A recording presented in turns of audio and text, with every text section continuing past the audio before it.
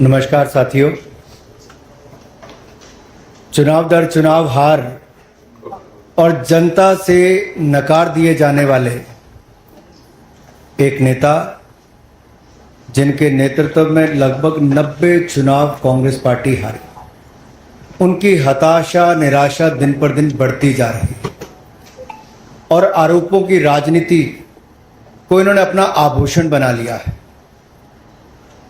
जब इन्हीं के लगाए गए आरोपों को ऑथेंटिकेट करने के लिए कहा जाता है तो पीठ दिखाकर भाग जाते हैं, शपथ पत्र देने के लिए कहा जाता है तो मुकर जाते हैं। गलत और निराधार आरोप लगाना राहुल गांधी जी की आदत बन गई है। It has become a habit of Shri Rahul Gandhi to make incorrect and baseless allegations. और बार बार आरोप लगाने के बाद माफी मांगने का काम और कोर्ट से फटकार खाने का काम राहुल गांधी जी का हो गया है। आप देखिए, राफेल हो, चौकीदार चोर हो, या फिर सावरकर जी या आरएसएस की बात, या फिर पेगासस के मामले, इन सब पे इनको फटकार ही लगी है। कई बार कोर्ट में माफी मांगनी पड़ी। तो कीचड़ उछालो और भाग जाओ हिट एंड रन के मामले राहुल गांधी जी के कई हैं।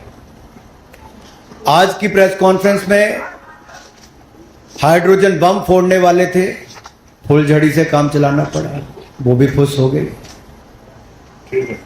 क्या हो गया?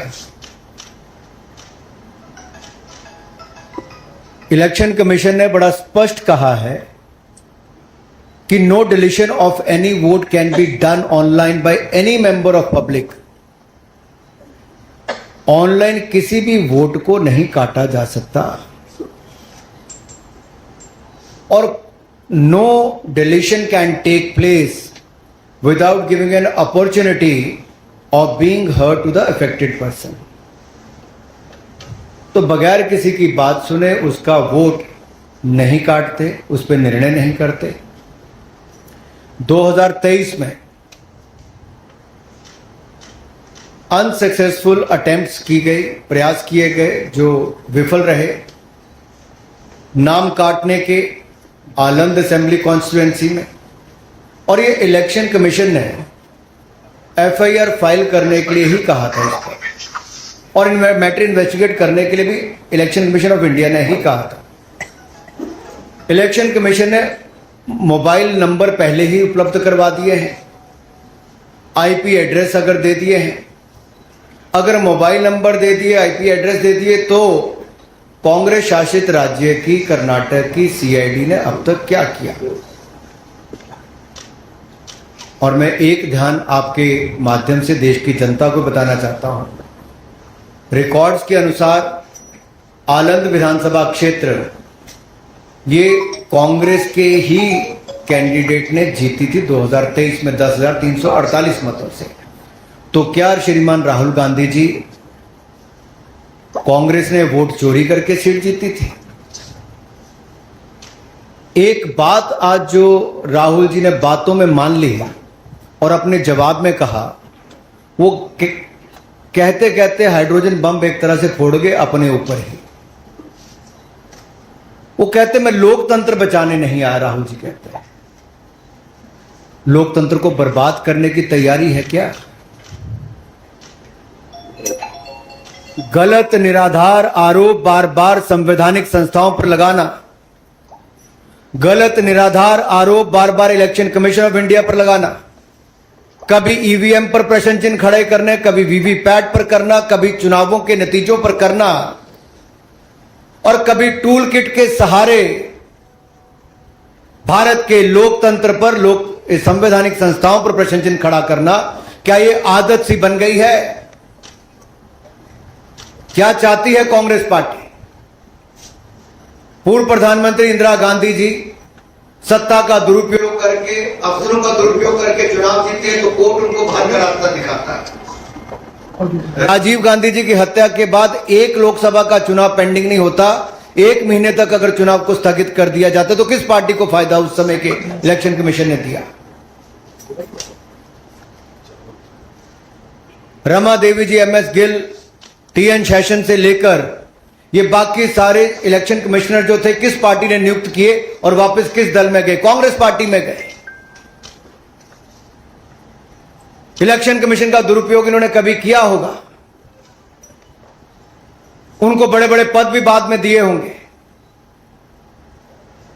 लेकिन अगर निष्पक्षता के साथ भारत का इलेक्शन कमीशन काम कर रहा है तो बार बार राहुल गांधी जी का प्रयास है कि लोकतंत्र पर प्रहार किया जाए, भारत के लोकतंत्र को कमजोर किया जाए, जनता को गुमराह किया जाए, और जिस तरह से बांग्लादेश नेपाल में स्थिति बनती है वैसे झूठ बोल बोल के वहां पे स्थिति पैदा कर दो देश में। मैं एक और उदाहरण आपको देना चाहता हूं। अभी हाल ही में कर्नाटक हाईकोर्ट का फैसला आया, मलूर विधानसभा के चुनाव को खारिज किया है। क्या 2023 में कांग्रेस ने वोटों के गबन के साथ इस सीट को जीता था? इस मामले में कर्नाटक हाईकोर्ट ने भाजपा के उम्मीदवार मंजुनाथ गौड़ा के पक्ष में फैसला सुनाया है। कोर्ट ने कहा मलूर विधानसभा में मतगणना के दौरान गंभीर अनियमितताएं हुई। क्या फेराफेरी के साथ कांग्रेस ने सीट जीती थी? राहुल जी, जवाब देना पड़ेगा आपको और कांग्रेस पार्टी को।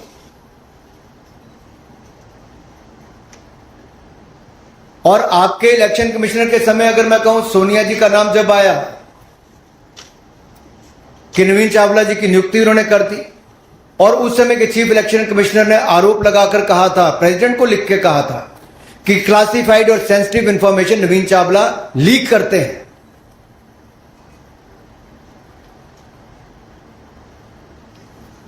कुछ सवाल आज मैं और पूछना चाहता हूं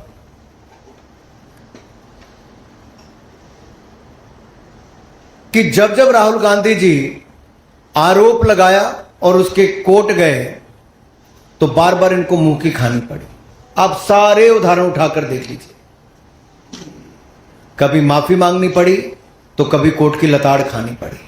तो क्या इसी डर से राहुल गांधी जी शपथ पत्र नहीं दे रहे हैं? आज मीडिया द्वारा बार बार पूछे जाने के बाद भी शपथ पत्र क्यों नहीं दे रहे? ये आए तो धमाका करने थे लेकिन ड्रामा करके चले गए। धमाका इनके बस की बात नहीं, ड्रामा करने इनके बस की बात है।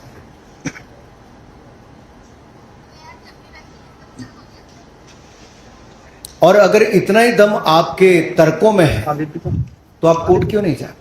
इलेक्शन कमीशन ने तो आपको बार बार कहा सबूत दो, हल्फनामा दो, ना आप सबूत दे पाते हो और गलत आरोप लगाते हो।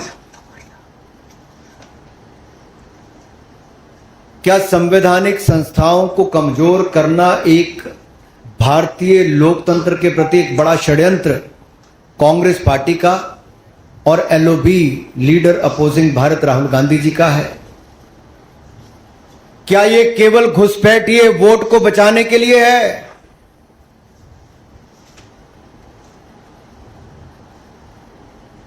अपने हर तर्क में वो बात करते हैं एससी, एसटी, ओबीसी की, अल्पसंख्यक की, लेकिन उन्हीं के वोट की ताकत को कम करने का प्रयास राहुल गांधी जी और कांग्रेस पार्टी कर रहे हैं। क्या घुसपैठियों के वोट को बचाने के लिए infiltrator first politics is the sole agenda of mister Rahul Gandhi and Congress party? Is Congress trying to protect infiltrators and their voting rights? Rights तो है नहीं, लेकिन अधिकार दिलाना चाहते हैं। राहुल जी के बयानों ने बार बार बताया है कि वो घुसपैठियों के साथ है और देश के एससी, एसटी, ओबीसी, अल्पसंख्यकों के वोट को कम करना चाहते हैं।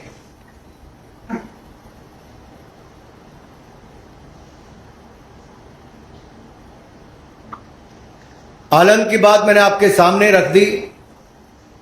जो आरोप इन्होंने लगाया उस पर पूछना ही पड़ेगा, क्या वो 6000 वोट डिलीट हुए थे कि नहीं हुए थे? और बी आर पाटिल क्या कांग्रेस पार्टी के विधायक हैं जो जीते हैं? तो क्या कांग्रेस ने वोट चोरी करके चुनाव जीता है? राहुल जी अराजकता फैलाना बंद करें, लोकतंत्र के खिलाफ षड्यंत्र बंद करें। Your sole politics has become to create chaos, then play victim card, and you are always trying to delegitimize democracy.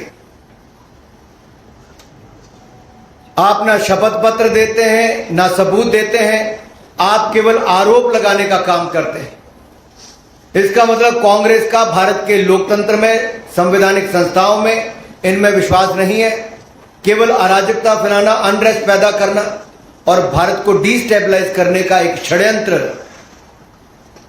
Tool kit gang के माध्यम से क्या आप लोग रचने जा रहे हैं, कर रहे हैं प्रयास? लेकिन आप जितने मर्जी प्रयास करिए, भारत के लोकतंत्र को भारतीय जनता पार्टी मजबूत करने के लिए हर कदम उठाएगी।